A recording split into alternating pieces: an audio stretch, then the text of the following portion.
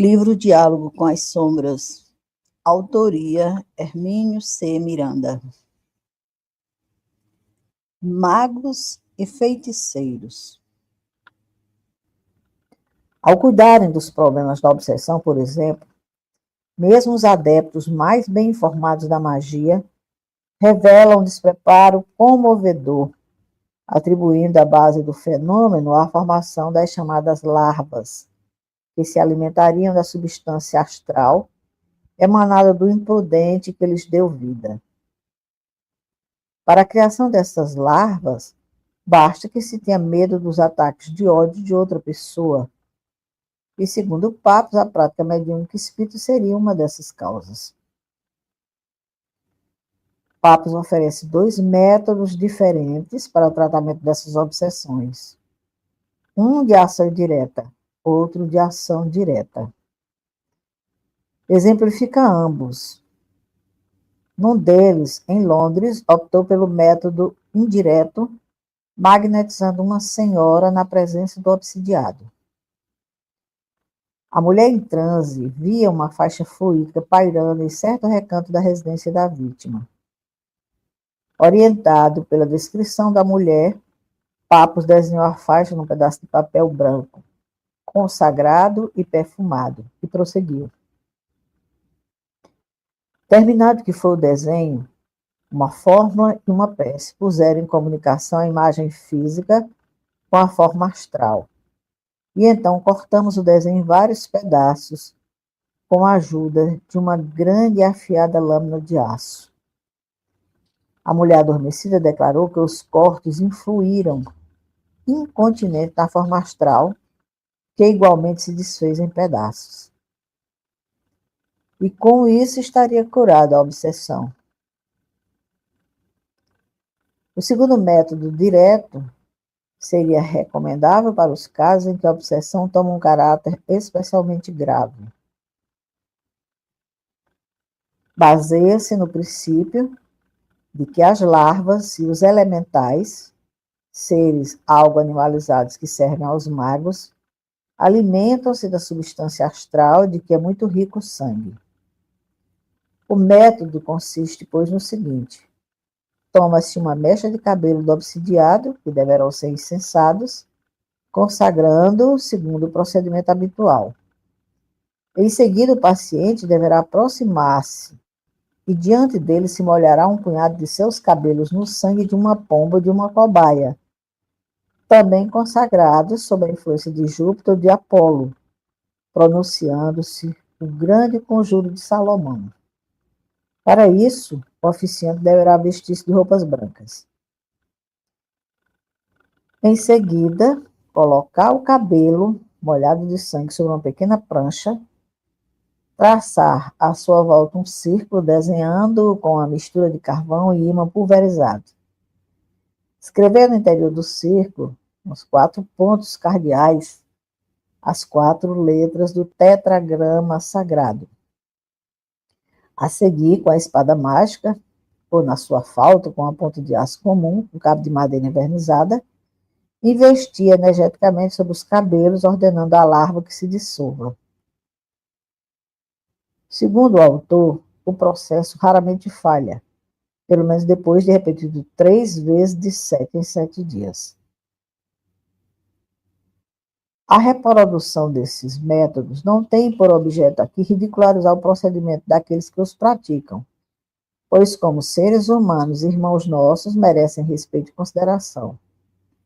Limitamo-nos a expô-los. Aqueles que lidam com graves problemas obsessivos sabem muito bem que pouca diferença existe entre esse procedimento e o recurso igualmente inócuo do exorcismo eclesiástico. Num ou noutro caso, podem, no entanto, produzir resultados positivos, inteiramente aleatórios, seja porque o espírito obsessor ficou algo impressionado com as complexidades do ritual, ou porque resolveu, esponte sua, abandonar sua vítima. Mas é raro que um obsessor ferrenho e tenaz desista definitivamente da luta apenas porque alguém o ameaçou com uma espada. Por exemplos como estes, podemos admitir que os verdadeiros segredos da magia perderam-se há muito. Restaram apenas fragmentos de uma técnica que, em tempos idos, foi manipulada com habilidade e competência. Os magos caldeus, persas e egípcios não ignoravam fenômenos elementares como os da obsessão, a ponto de tentarem curá-la com práticas tão ingênuas. Seus recursos e conhecimentos eram muito mais amplos e profundos. Mas, se essa técnica perdeu-se para os encarnados, pelo menos para os que têm escrito os tratados mais conhecidos de magia, ela se preservou para os espíritos desencarnados, antigos magos que levaram para a vida póstuma os conhecimentos especializados. A propósito, parece ainda oportuno reproduzir uma das normas coligadas por Papos. Abre aspas. Tratai de não vos servir jamais desta arte contra vosso próximo, a não ser para uma vingança justa. Mesmo assim, porém, aconselho-vos que é melhor imitar a Deus, que perdoa e que vos tem perdoado a vós mesmos. E não há ocasião mais meritória do que a de perdoar. Fecha aspas. A despeito do apelo ao perdão, quem achará que sua vingança é injusta? Buscando novamente André Luiz, encontramos nos domínios da mediunidade essa observação preciosa de Aulus.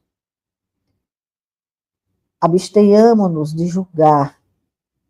Consoante a lição do mestre que hoje abraçamos, o amor deve ser nossa única atitude para com os adversários. A vingança, a amnésia, é a alma da magia negra. Mal por mal significa o eclipse absoluto da razão. E sob o império da sombra, que poderemos aguardar senão a cegueira e a morte? Outro autor bastante conceituado entre os entendidos é Eliphas Levi. O doutor Gerhard Encalce tem-no em elevada conta, e por várias vezes em suas obras refere-se a ele com respeito e admiração. Eliphas Levi também viveu no século XIX, e sua obra Dogma e Ritual da Alta Magia, por exemplo, foi escrita em 1855, quando o espiritismo estava ainda na fase preliminar das mesas girantes. Embora se declarasse católico, Levi acata os principais dogmas ortodoxos: a divindade de Jesus, a Trindade, a existência do céu e do inferno. A despeito disso, não se furta a algumas críticas veementes, como esta, por exemplo. Abre aspas. A igreja ignora a magia porque deve ignorá-la ou perecer, como nós o provaremos mais tarde. Ela nem ao menos reconhece que seu misterioso fundador foi saudado no seu berço por 3 magos, isto é, pelos embaixadores hieráticos das 3 partes do mundo conhecido e dos 3 mundos analógicos da filosofia oculta. Fecha aspas. A obra de Papos é bem mais didática e ordenada do que a de Levi, mas os princípios fundamentais identificam-se em vários pontos importantes e ambos consideram o mago como verdadeiro conhecedor e o feiticeiro como simples imitador. Papos usa uma imagem dizendo que o mago é o engenheiro da magia, enquanto o feiticeiro é simples obreiro. Abre aspas. Há uma verdadeira e uma falsa ciência, escreve Levi. Uma magia divina e uma magia infernal, isto é, mentirosa e tenebrosa. Temos de revelar uma e desvendar outra. Temos que distinguir o mago do feiticeiro e o adepto do charlatão. Fecha aspas. O estudo de Levi, como aliás o de Papos, também é algo pomposo, às vezes obscuro e nem sempre muito coerente. Ambos concordam, porém, em que o conceito fundamental da magia está na movimentação em proveito próprio dos segredos e forças da natureza. Levi defende a tese de que a resistência, num sentido, é indispensável para que a força aplicada em sentido contrário se robusteça e avança. Seus dogmas não são menos surpreendentes, como este, por exemplo. Abre aspas.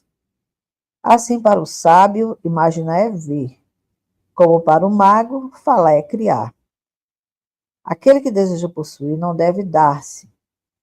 Só pode dispor do amor dos outros aquele que é dono do seu, ou seja, não o entrega a ninguém.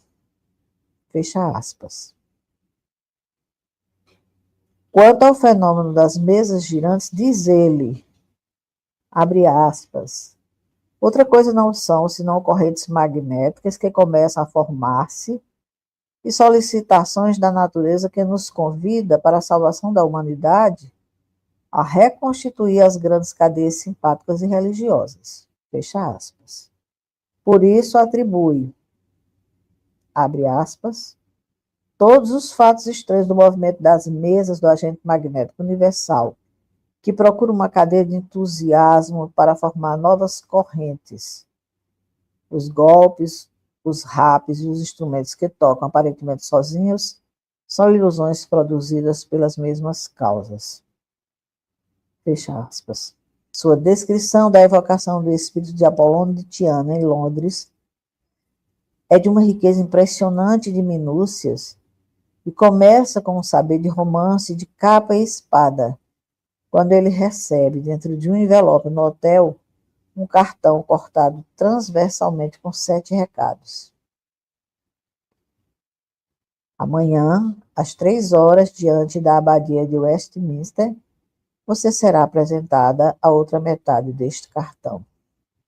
Era uma senhora e colocou à disposição dele, após os juramentos devidos, arsenal completo com toda a instrumentação necessária a uma evocação. Ao cabo de complicadíssimo ritual, um espírito manifestou-se realmente. Abre aspas. Chamei 3 vezes Apolônio, fechando os olhos, e quando os abri, um homem estava diante de mim, envolto inteiramente por uma espécie de lençol, que me pareceu ser mais cinzento do que branco.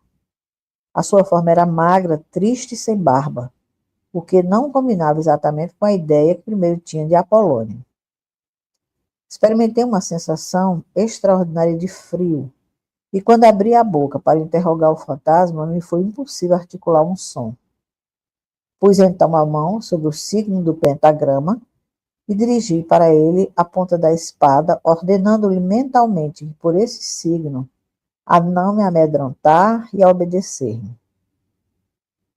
Então a forma ficou mais confusa e ele desapareceu imediatamente. Ordenei-lhe que voltasse.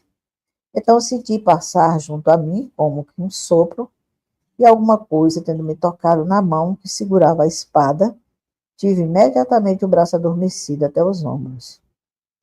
Julguei entender que esta espada ofendia o espírito, e a plantei pela ponta no círculo junto a mim. A figura humana reapareceu logo, mas senti tão grande fraqueza nos meus ombros e um repentino desfalecimento apoderar-se de mim, que dei 2 passos para me assentar. Desde que fui assentado, caí num adormecimento profundo e acompanhado de sonhos, de que me restou, quando voltei a mim, somente uma lembrança confusa e vaga. Fecha aspas. Assim foi realizada a evocação, que, sem nenhum ritual complicado, sem substâncias, círculos, espadas e vestimentos especiais, e sem evocação, realiza-se a cada instante em incontáveis sessões mediúnicas. Quanto à magia negra, apresenta o autor o que chama de revelação nova, e que consiste no seguinte,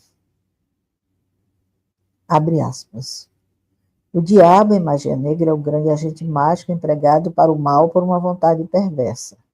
Fecha aspas. Também o enfeitiçamento está dentro dessa linha de raciocínios. Abre aspas.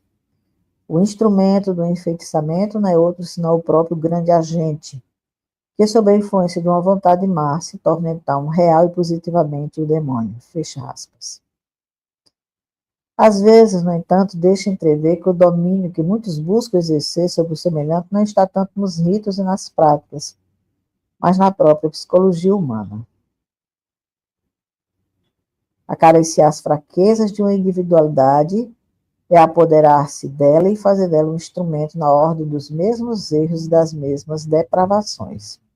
Ou então, todos nós temos um defeito dominante, que é para nossa alma como que um umbigo do seu nascimento pecador, e é por ele que o inimigo sempre nos pode pegar. A vaidade para uns e preguiça para outros, o egoísmo para o maior número.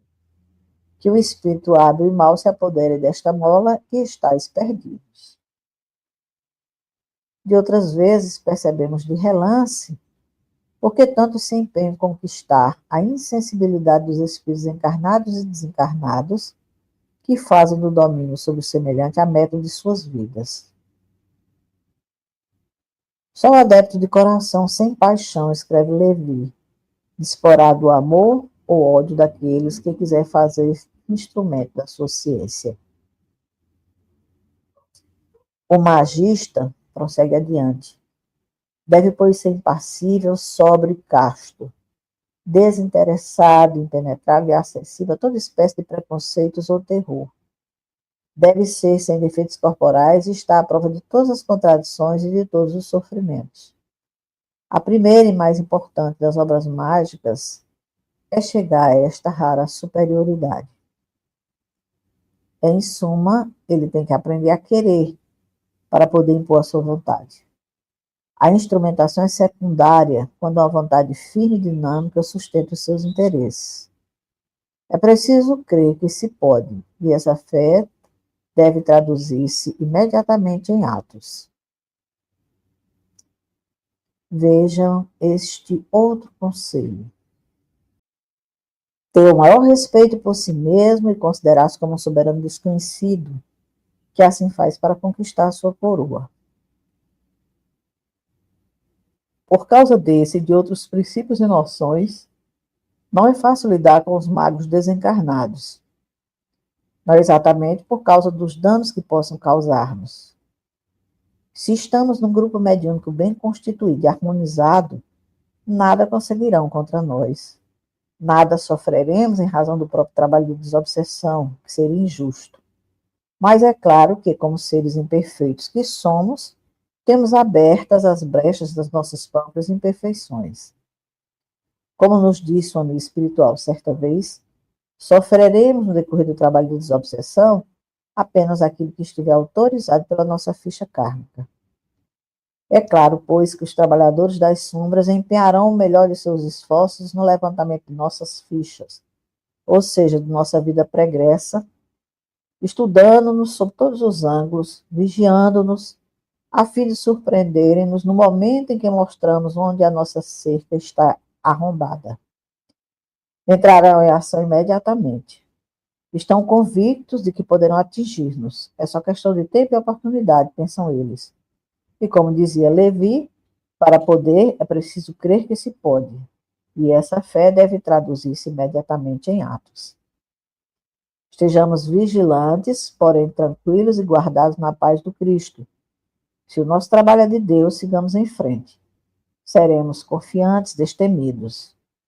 Estejamos preparados, porém, para enfrentar os companheiros desarmonizados. Aqueles que por longos séculos vêm praticando a magia estão habituados a vencer pela vontade disciplinada que aprenderam a dominar todos os obstáculos. Não nos impressionemos, porém, com os seus rituais, seus gestos, seus talismãs, suas evocações, suas palavras misteriosas e secretas. Temos que atuar não sobre esses sinais exteriores dos seus cultos, mas sobre seus espíritos atormentados, embora aparentemente seguros e frios. Toda aquela serenidade aparente desmorona quando conseguimos convencê-los de seus trágicos enganos. Estejamos prontos para ajudá-los, pois este é o momento mais grave, mais sério, mais profundamente humano de suas vidas. Quando entreveio uma resta de luz a iluminar-lhe o próprio coração, os escombros dos antigos sonhos, os fantasmas que trazem no íntimo, os desenganos, os remorsos, as angústias, o desespero.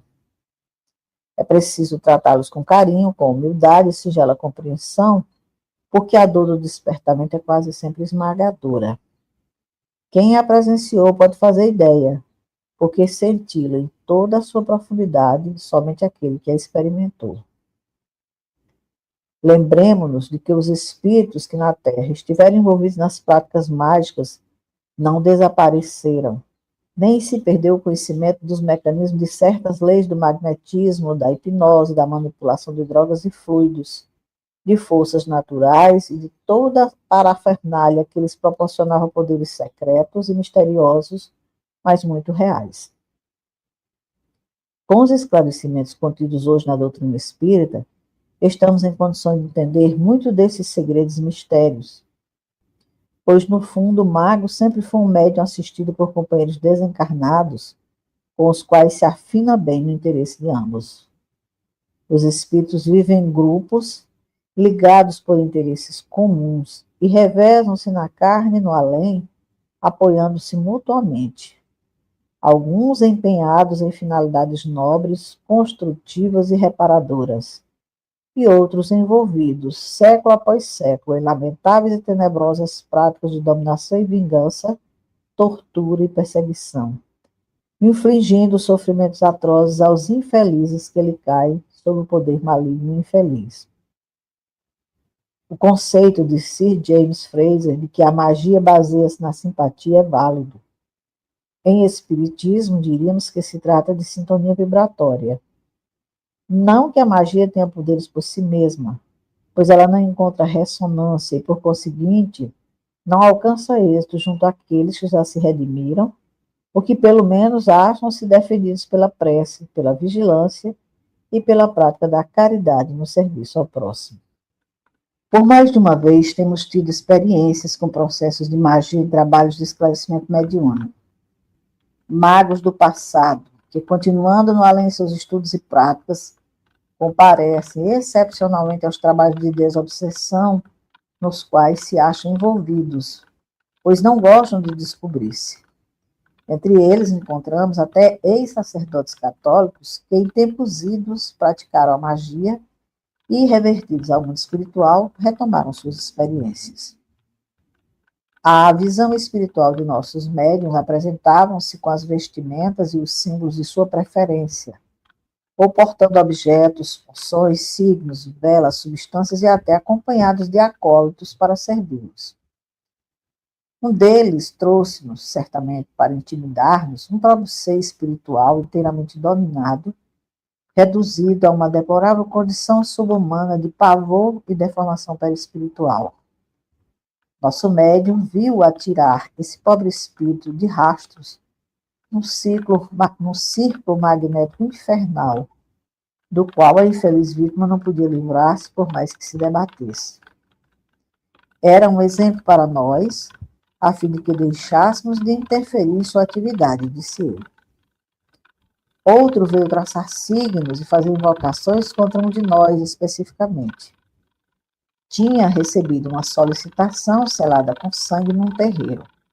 Não podia deixar de atender ao irmão de sangue.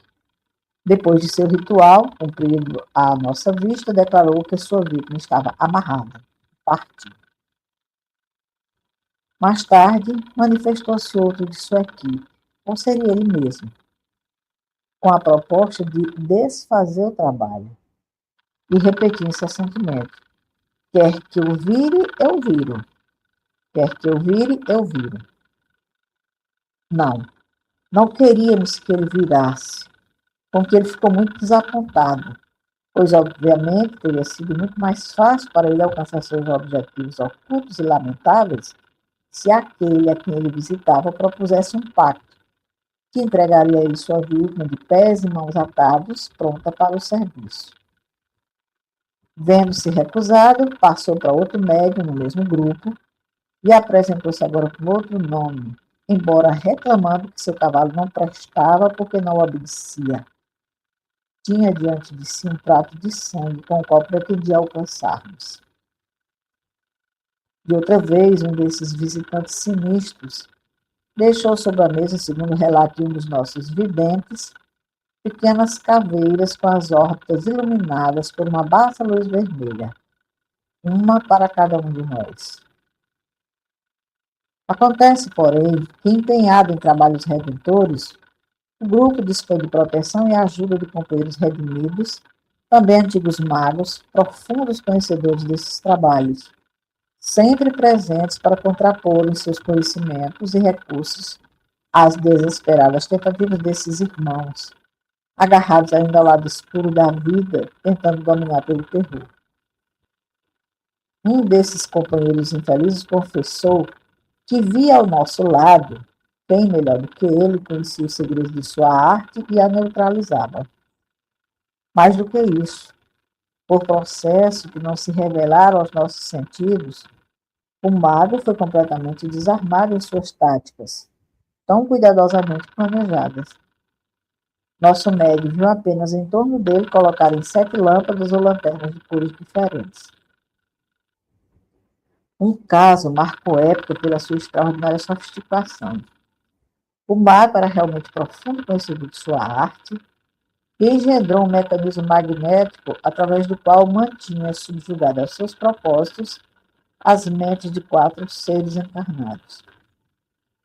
Em suma, a magia é mais comum do que desejaríamos admitir e oferece riscos realmente sérios contra os quais os grupos mediúnicos têm que estar muito bem preparados e assistidos. É claro que ela age apenas quando e onde encontra as necessárias brechas e o condicionamento da culpa, da falta, do erro, que nos sintoniza com o mal e nos expõe à aproximação dos implacáveis cobradores das trevas. Os magos desencarnados são, a mais das vezes, inteligentes, experimentados e conhecedores profundos das mazelas e fraquezas humanas, pois vivem disso nas suas práticas funestas. Não se detêm diante de nenhum escrúpulo, não temem represálias, são pouco acessíveis à doutrinação, ao apelo do amor e do perdão. Sabem, como todo espírito envolvido nas sombras das suas paixões inferiores, que somente estarão protegidos da dor enquanto mantiverem em torno de si mesmo aquele clima de terror. Atacam para não serem atacados, oprimem para não serem oprimidos, espalham a dor para fugir às suas próprias. Sabem muito bem que no dia em que fraquejarem, ou seja, aceitarem a realidade maior, que muito bem conhece, chegará o duro momento da verdade e começará a longa escalada de volta. E quem desceu semeando sofrimentos, só pode contar com sofrimentos durante a subida. Não há outro caminho. Por isso são implacáveis e por isso demoram-se no erro que, paradoxalmente, os compromete cada vez mais. Estão perfeitamente conscientes, no entanto, de que um dia, não importa quando, terão fatalmente que enfrentar a realidade de si mesmos, pois o mal não é eterno. Enquanto isso, utilizam-se da vontade bem treinada para movimentar em seu proveito as forças da natureza.